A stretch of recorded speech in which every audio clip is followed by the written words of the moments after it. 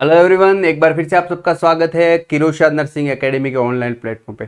जी हाँ दोस्तों, आज अपन पेपर सॉल्यूशन कराएंगे एम्स जोधपुर नर्सिंग ट्यूटर 2022 का, जो 2022 में नर्सिंग ट्यूटर का पेपर हुआ था, जिसका रिजल्ट अभी रिसेंटली पब्लिश हुआ था।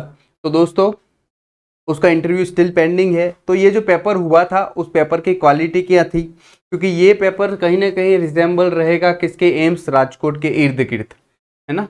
क्योंकि एम्स राजकोट प्रीवियसली किसके द्वारा हैंडल किया जाता था, तो एम्स जोधपुर के द्वारा हैंडल किया जाता था। चलिए, तो 2022 का पेपर है, कुछ इंपॉर्टेंट क्वेश्चन है जिसके बारे में देखेंगे ताकि आपको रफ आइडिया मिल जाए कि कैसे आप के पेपर का लेवल आएगा और किस तरह से आपको प्रिपरेशन करनी है। किरोशा एकेडमी डाउनलोड कर सकते हो, ये लोगो है, गूगल प्ले स्टोर पे अवेलेबल है।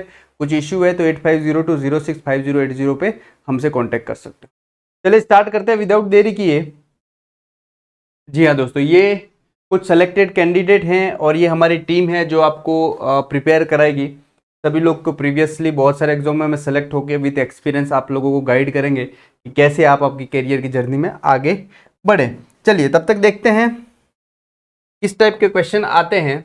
तो आज मेजोरिटी ऑफ द क्वेश्चन मैंने जो पार्ट बी रहता है रिसर्च मैनेजमेंट से लेने की कोशिश की है। शायद ये आपको थोड़ा आई ओपनिंग रहेगा और आपको इंफॉर्मेटिव रहेगा कि आपको इसके अलावा भी कुछ पढ़ना है। और नर्सिंग ट्यूटर थोड़ा सा नर्सिंग ऑफिसर नॉर्सेट से पेपर अलग आता है। इस टाइप का आता है, विच of the following data is the highest on the measurement scale. तो कौन सा डाटा जो मेजरमेंट स्केल पे हाइएस्ट वैल्यू रखता है। Option a gender, level of the performance, height in centimetre, range of temperature. चलिए जल्दी से आंसर करने की कोशिश करें, which is the correct answer. Which of the following data, ये मेजरमेंट ऑफ द डाटा से क्वेश्चन है, रिसर्च से लिया हुआ क्वेश्चन है। जल्दी से आंसर करने की कोशिश करें। आपने सुना होगा मेजरमेंट स्केल, ठीक है। तो इसका ऑप्शन है विच of the following data is the highest on the measurement scale. तो हाईएस्ट, लोवेस्ट, इंटरवल, है ना। तो अपने मेन 4 स्केल कौन कौन से है, तो यहां से क्वेश्चन बार बार आता है। फर्स्ट आप देख लीजिए सर, होते हैं नॉमिनल, सुना है नॉमिनल मेजरमेंट, कभी किसी ने सुना है क्या नॉमिनल मेजरमेंट। नेक्स्ट कौन सा होता है, फर्स्ट हो गया nominal measurement, ordinary measurement, interval scale और रेशियो।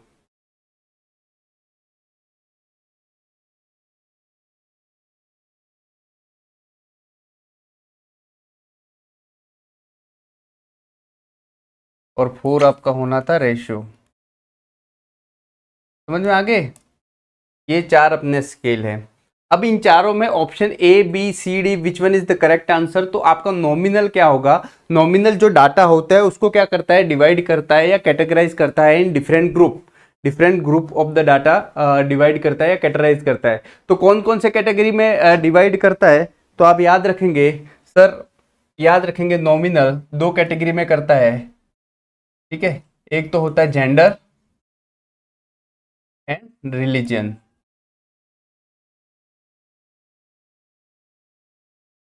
ठीक है। जेंडर और रिलीजियस 2 पार्ट्स में डिवाइड करता है। कौन सा, नॉमिनल। इसमें क्या रैंकिंग दी जाती है, तो नहीं, पर्टिकुलरली डाइकोमटस ग्रुप का टाइप का होता है। ये कैसा होता है, तो डाइकोमटस ग्रुप टाइप का होता है, ठीक है। इसमें रैंकिंग सिस्टम होता है, तो नो, इसमें कोई रैंकिंग सिस्टम नहीं होता है। जेंडर दे दिया जेंडर, और आपने जेंडर में से ले लिए और आपका दे दिया रिलीजियस। समझ में आ गया। इसमें फर्स्ट लेवल 1, लेवल 2, क्या बोलते हैं अपने, लो, मीडियम, हाई, ऐसा कोई रैंकिंग सिस्टम नहीं होता है। तो ये क्या करता है, डाटा कलेक्ट करता है फ्रॉम द डिफरेंट ग्रुप, और इसमें कोई रैंकिंग सिस्टम नहीं होता है। और डाइकोमोटस स्केल टाइप का होता है ये चीज़। तो आपको बेसिक इन्फॉर्मेशन मिल गई होगी कि सर नॉमिनल स्केल कौन सा होता है। क्लियर है। तो इसका एग्जांपल ये वाला ऑप्शन ए कौन सा हो गया, तो ऑप्शन ए तो नॉमिनल हो गया। जेंडर क्या हो गया सर, नॉमिनल हो गया। क्लियर है। अब इसमें क्या हाईएस्ट पूछा है, क्या पूछा है, हाईएस्ट। तो रेट मैंने यही बताया, रिलीजियस में और जेंडर में हाईएस्ट लोवेस्ट नहीं होता, ये 2 ग्रुप में डिवाइड करता है, उसे नॉमिनल मेजरमेंट स्केल बोलते हैं। और डाइकोमोटस टाइप का किस में होता है, तो ये नॉमिनल में होता है। Level of performance, level of the performance किस में आता है, तो उसके बारे में देखेंगे। उससे पहले अपन थोड़ा सा डिवाइड करते हैं। सर ऑर्डिनल स्केल फटाफट बताए, अगर किसी को थोड़ा सा भी आइडिया है तो ऑर्डिनल किस में आता है। किसमें आता है? ऑर्डिनल मेजरमेंट किसे बोलते हैं? जल्दी से आंसर कीजिए। तो जहां पे भी रैंक देते हैं, रैंक, कौन सी रैंकिंग ऑर्डर, लो, मीडियम और हाई, जहां पे रैंक होता है, रैंकिंग होती है, जैसे कि मान लो लो, मीडियम, हाई, या फिर इसको ऐसे भी बोल सकते हैं कि जैसे आईपीएल की टीम है, आईपीएल की टीम के टॉप 4 आए थे, फर्स्ट सेकंड थर्ड फोर्थ, तो ये वाली जो रैंकिंग सिस्टम जहां पे होती है उसे क्या बोलते हैं? Ordinary scale of the, ordinal scale of the measurement. Clear हो गया? यहां तक कोई डाउट? तो अपन ने नॉमिनल दे दिया, ऑर्डिनल दे दिया, यूजुअली क्वेश्चन यहां से पूछा जाता है। अब इंटरवल और रेशो, इंटरवल और रेशो में क्या बोलते हैं उसको देखेंगे। तो इंटरवल क्या होता है? तो जैसे रेंज, कोई भी चीज का रेंज में दी हो, है ना, कोई भी चीज रेंज में दी हो, लाइक अपन देखें तो टेम्परेचर, यहाँ पे एग्जांपल दिया, yes, range of the temperature, ये किस में आता है? तो सर ये और इंटरवल में आता है। ठीक है, इंटरवल में आता है, जहां पे जो ट्रू 0 पॉइंट प्रेजेंट नहीं रहता है ना। इंटरवल मेजर में क्या होता है? ट्रू 0 पॉइंट प्रेजेंट नहीं होता है। और अपन देखेंगे सर कि इंटरवल मेजरमेंट स्केल में जो डिस्टेंस बिटवीन रैंक क्या होता है? सेम होता है। डिस्टेंस बिटवीन जो रैंक होता है वो यूजुअली सेम होता है, मतलब सेम इंटरवल होता है। इंटरवल कैसा होता है? तो सेम होता है। अगर रेंज ऑफ द टेम्परेचर, अगर ये फ़ारेनहाइट और सेल्सियस में आए, फ़ारेनहाइट और सेल्सियस में आए, जिसका ट्रू 0 पॉइंट नहीं होता है, नो ट्रू 0 पॉइंट, मान लो एग्जांपल दे दिया कि sir range of the temperature की कौन सा है, इंटरवल में है या रेशियो है, इसके दो पार्ट है। अगर ये फ़ारेनहाइट और सेल्सियस में कैलकुलेट हो तो यूजुअली अगर 0 डिग्री सेल्सियस में भी टेम्परेचर होता है, इसको एक्चुअली उसका ट्रू मीनिंग जीरो तो नहीं होता है, कोई 0 पॉइंट नहीं है, जीरो भी एक टेम्परेचर होता है। लेकिन अपन जब केल्विन में चेक करते हैं तब केल्विन का जीरो का मतलब जीरो होता है। तब ये अगर केल्विन में टेम्परेचर चेक करें, किसमें? केल्विन में, तब ये किस में आएगा? तब ये आएगा रेशो में। तब किस में आएगा ये दोस्तों? रेशो में। समझ में आ गया? तब ये आएगा किस में? रेशो में। यहां तक समझ में आ गया? अब लेवल ऑफ परफॉर्मेंस आपको मिल गया, टॉप मीडियल वाला ये ऑर्डिनल में हो गया, रेंज इन टेम्परेचर आपके आ गया, इंटरवल में अगर फ़ारेनहाइट और सेंटीग्रेड में दिया हो, height in centimetre, height in centimetre का मतलब क्या है? हाइट इन सेंटीमीटर ये किस में आएगा? चलो फटाफट से आंसर करें। अगर हाइट इन सेंटीमीटर में दिया हो तो ये किस में आएगा? चलिए जल्दी से आंसर करें, कौन सा स्केल रहेगा? यस, ये कौन सा रहेगा सर? Ratio scale. क्लियर है? Ratio scale. जैसे हाइट इन सेंटीमीटर हो गया, मान लो हाइट इन सेंटीमीटर हो गया, वेट हो गया, इसके बाद एच बी हो गया, है ना, जिसका ट्रू 0 पॉइंट रहता है, ट्रू 0 पॉइंट रहता है, उसे क्या बोलते हैं? रेशो। क्लियर है? तो इसका करेक्ट आंसर कौन सा हो गया दोस्तों? रेशो। आई होप आपको ये पॉइंट क्लियर हो गया होगा। तो नॉमिनल, ऑर्डिनरी, इंटरवल और रेशो, ये चार ऑप्शन थे, यहाँ पे सी करेक्ट आंसर है। विच of the following data is the highest in the measurement scale? तो हाइट इन सेंटीमीटर ये कौन सा होता है? Highest in the measurement scale होता है। क्लियर है? तो सी इज द करेक्ट आंसर। चलिए नेक्स्ट क्वेश्चन की ओर बढ़ते हैं। नेक्स्ट क्वेश्चन की ओर बढ़ते हैं, फटाफट से आंसर देने की कोशिश कीजिए। यस, सैंपलिंग से हर बार क्वेश्चन आता है, सैंपलिंग से हर बार क्वेश्चन आता है, जल्दी से आंसर करने की कोशिश करें। Sampling, probability sampling, non probability sampling, आपने ये रिसर्च में पढ़ा था। A nurse administrator has taken up the study determine the practice of writing care plan by the staff nurse. A sample of the 100 case, क्या करना है? Sample collect करना है, किसमें? 100 केस रिकॉर्ड और chart of the patient are randomly, कहां पे? यहां पे randomly selected from all the patient chart admitted during the last 6 month. तो उन्हें 100 सैंपल कलेक्ट करने चार्ट में से, कौन से लास्ट 6 मंथ में जो पेशेंट एडमिट हुए उनमें से। Which of the following type of the sampling method is used to researcher in this example? Quite easy and clear. Question क्या पूछा है कि आपके पास 6 मंथ के पेशेंट के चार्ट्स हैं या डाटा है, उसमें से आपको 100 सैंपल कैलकुलेट करना है, तो वो भी रैंडमली सेलेक्टेड किए हुए, तो कौन सा सैंपलिंग टेक्निक यूज की है? Simple random sampling, cluster sampling, convenient sampling और क्वाटा सैंपलिंग। चलिए फटाफट से आंसर देने की कोशिश करें।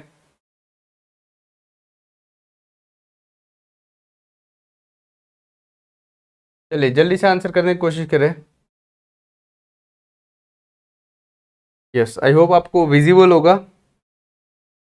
आप कर सकते हो आपके जूम आउट जूम इन जो भी है। तो यह सबसे पहले देखेंगे सर सिंपल रैंडम सैंपलिंग। क्या देखेंगे? Simple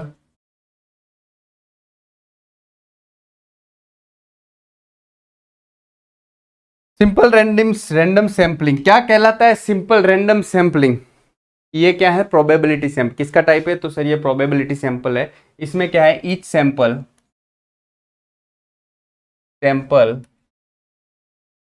gate chances equal chances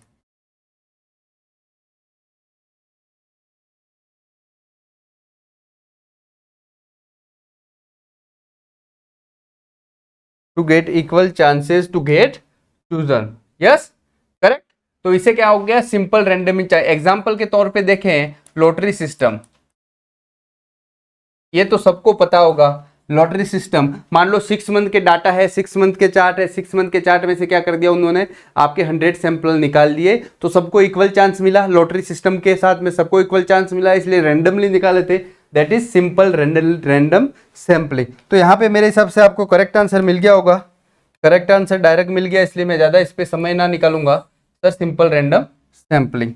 अब देखते हैं नेक्स्ट। देखिए क्लस्टर सैंपलिंग क्या कहलाती है, इसको थोड़ा सा एक्सप्लेन कर देता हूं। Cluster sampling, yes, what is cluster sampling? What is cluster sampling? जल्दी से आंसर करें। इसमें पॉपुलेशन डिवाइड होती है किसमें? दो ग्रुप में। Population divided into two group और क्लस्टर।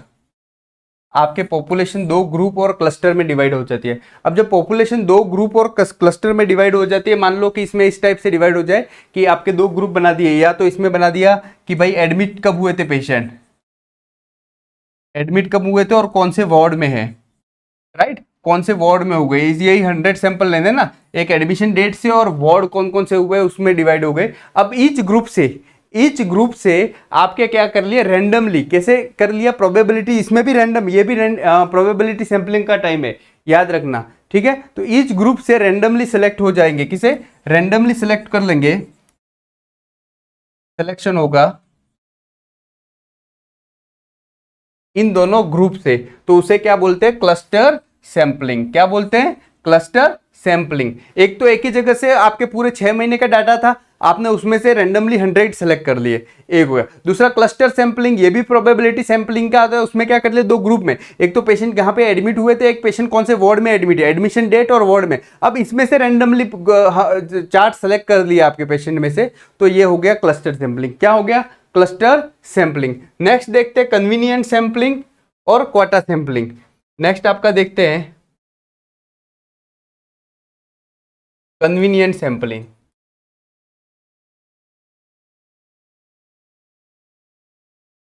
कन्वीनियंट सैंपलिंग क्या होती है? What is convenient sampling? As per your convenience काम कर लो, ऐसा आपने सुना होगा। तो ये किस में आता है? तो सर ये नॉन प्रोबेबिलिटी सैंपलिंग है। पहला क्वेश्चन तो यही पूछ लिया जाता है, ये प्रोबेबिलिटी है या नॉन प्रोबेबिलिटी है।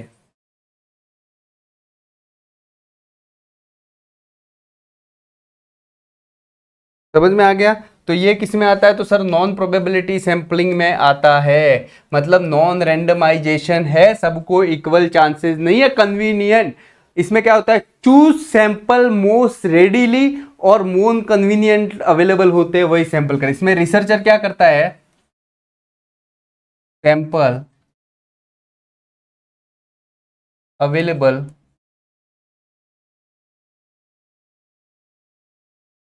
मोस्ट रेडीली,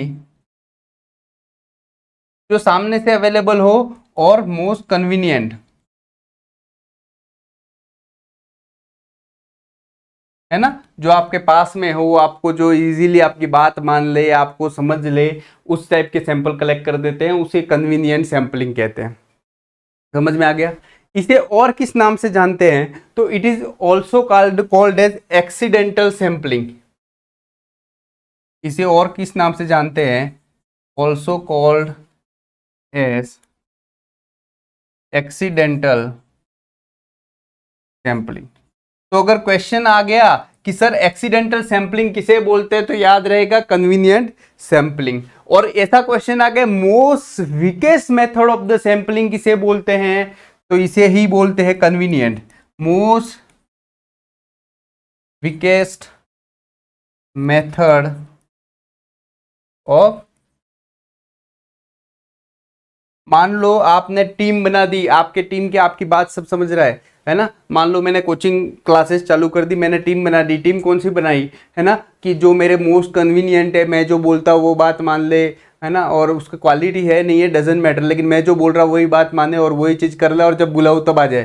तो ऐसे मैंने कर दिया, तो क्या वो एग्जैक्टली वहां तक पहुंच पाएंगे, नहीं पहुंच पाएंगे। तो ये कन्वीनियंस के अनुसार जो होता है वो नॉन प्रोबेबिलिटी है, सबको जो एक्स्ट्रा ऑर्डिनरी हो उसको इक्वल चांसेस नहीं मिलेंगे। समझ में आ गया। तो ये हो गया आपका कन्वीनियंट सैंपलिंग। यस,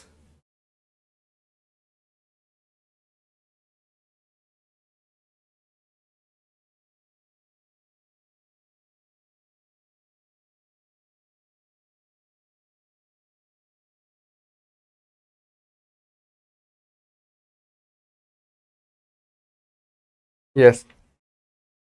लास्ट कौन सा हो गया, कन्वीनियंट सैंपल होगी, और एक कौन सा, क्वाटा सैंपलिंग। कौन सा वाला हो गया, क्वाटा सैंपलिंग।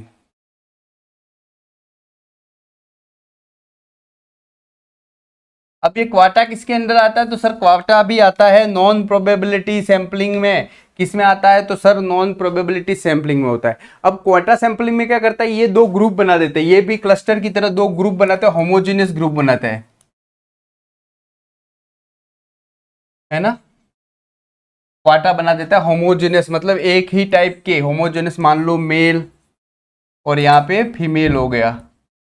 और ये क्या करता है सर, सब ग्रुप भी बना देता है। क्या कर देता है, सब ग्रुप भी बना देता है। क्या बना देता है सर, सब ग्रुप भी बना देता है। और एस पर द कन्वीनियंट, अब फिर एस पर द कन्वीनियंट, मान लो मेल कन्वीनियंट लगे तो मेल कन्वीनियंट हो गए। एस पर द कन्वीनियंट,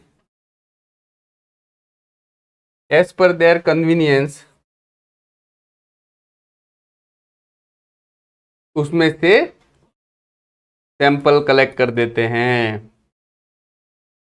सैंपल कलेक्शन हो जाता है, तो उसे क्या बोलते हैं, क्वाटा सैंपलिंग। करेक्ट। तो अब आपको मेरे अनुसार, मेरे को लग रहा है कि अब आपको जो करेक्ट आंसर था वो मिल गया होगा। तो करेक्ट आंसर क्या था sir, simple random sampling. Yes, simple random sampling. और ये सैंपलिंग के दो पार्ट है, probability sampling, non probability sampling. वहां तक आपका डाउट क्लियर हो गया होगा। इसमें प्रोबेबिलिटी सिंपल रैंडम और क्लस्टर प्रोबेबिलिटी था, कन्वीनियंट और क्वाटा नॉन प्रोबेबिलिटी सैंपल थे। चारों मैंने ऑप्शन समझा दिए। तो यहाँ पे इस क्वेश्चन में अगर 6 मंथ के डाटा में से अगर निकालना है तो आपको क्या यूज करना पड़ेगा, तो sir simple random technique use करनी पड़ेगी। चलो next question. Which of the following description clearly explain the term andragogy. Andragogy को कौन एक्सप्लेन करता है क्लियरली। चलिए जल्दी से आंसर करें, फटाफट से आंसर करें। Option A, the method and practice of teaching of the action based learning. अगर आप action based learning method use करते हो तो उसे एंड्रोगोजी बोलेंगे। Option B, the method and practice of teaching adolescent learning. Adolescent group कौन सा होता है, तो 12 to 18 ईयर का जो ग्रुप होता है एडोलेसेंट होता है। और एडोलेसेंट ग्रुप को जो टीचिंग लर्निंग मेथड यूज करते हैं उसे बोलते हैं ऑप्शन सी। ऑप्शन सी क्या है, the method and practice of teaching of the child learning. Child, the method and practice of the teaching of the adult learning को बोलेंगे एंड्रोगोजी। क्लियर है। यस, समझ में आ गया कौन सा करेक्ट आंसर है। तो आपका करेक्ट आंसर यहां पे रहने वाला है डी। यस,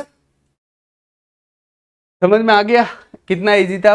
इसमें क्या होता है, theory and practical of the teaching method use करते हैं। कि कौन कौन से theory and practical teaching method use होते हैं,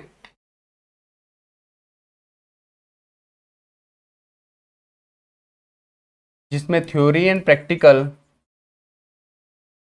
टीचिंग कराई जाती है to adult. Now you are adult, you are already teacher, अब मैं आपको बच्चों की तरह पढ़ाऊं तो वो समझ में आता है। आपको एक customize material, experiential material provide करा दिया जाता है, तो आपको क्या होगा, सेल्फ क्रिएटेड स्टडी करने में आइडिया मिल जाएगा। तो आपको मेंटरशिप की जरूरत है, आपको चीजें क्या करनी है, इस सफिशिएंट टाइम में कैसे करना है, तो ये वाली चीज होगी। समझ में आ गया? तो थ्योरी एंड प्रैक्टिकल, और ये किस टाइप की टीचिंग होती है, तो सेल्फ क्रिएटेड एक्सपीरियंशियल टीचिंग होती है। इसमें किस किस टाइप की होती है sir? Self created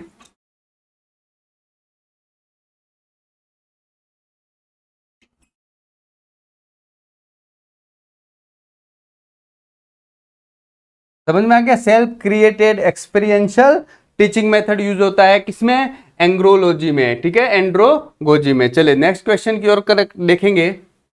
yes, research का एक और क्वेश्चन, और वो भी इंपॉर्टेंट क्वेश्चन है। तो क्वेश्चन क्या है? क्वेश्चन क्या है?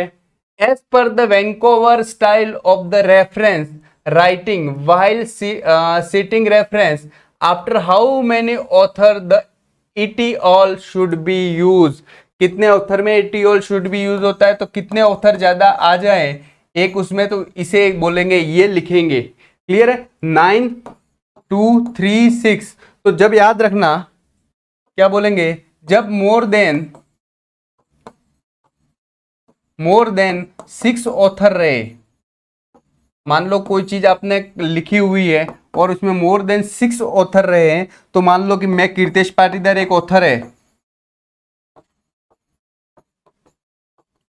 मान लो कीर्तेश पाटीदार ऑथर है, इसके बाद 6 से ज्यादा ऑथर है, तो ऐसा लिखे जाएगा। क्लियर है? समझ में आ गया? ओके,